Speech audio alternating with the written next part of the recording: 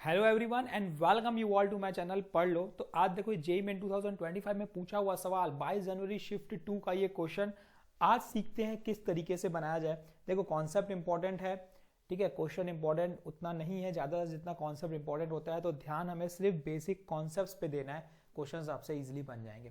तो देखो आज ये क्वेश्चन की हम बात करते हैं कि किस तरीके से प्रोसीड किया जाए।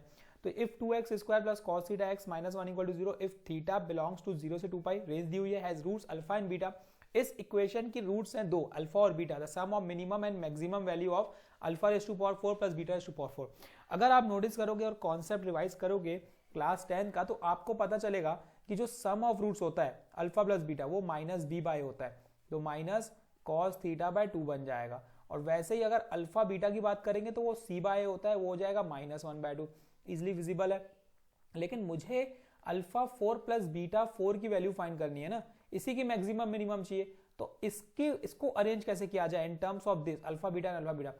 तो एक formula, alpha square plus beta square का whole square minus 2 alpha square beta square, ये होता है फॉर्मूला एक। दूसरा अगर देखो अभी भी ये तो चेंज हो गया लेकिन ये चेंज नहीं हुआ, तो इसीलिए हम क्या करेंगे, इसको एक चीज और करेंगे, अल्फा प्लस बीटा का whole square minus 2 alpha beta, ये आप लिख सकते हो।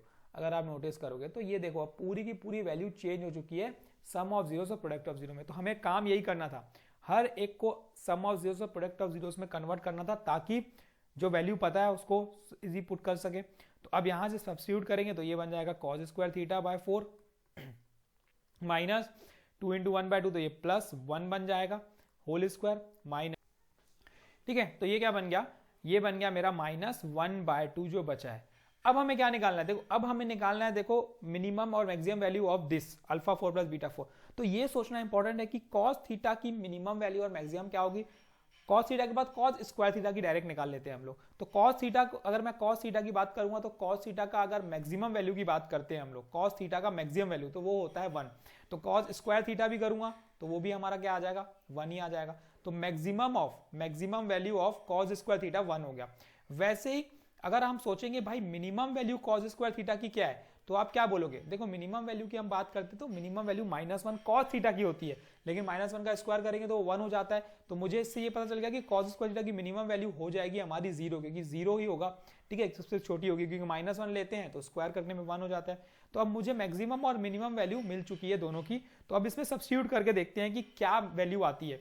तो alpha 4 plus beta 4 maximum value ये कितनी हो जाएगी, ये अगर नोटिस करेंगे तो इस कॉस स्क्वायर की जगह मैक्सिमम वैल्यू पुट करो 1, तो 1/4 प्लस 1 का होल स्क्वायर माइनस 1/2, सिंप्लीफाई करेंगे तो ये आएगा 25/16 माइनस 1/2।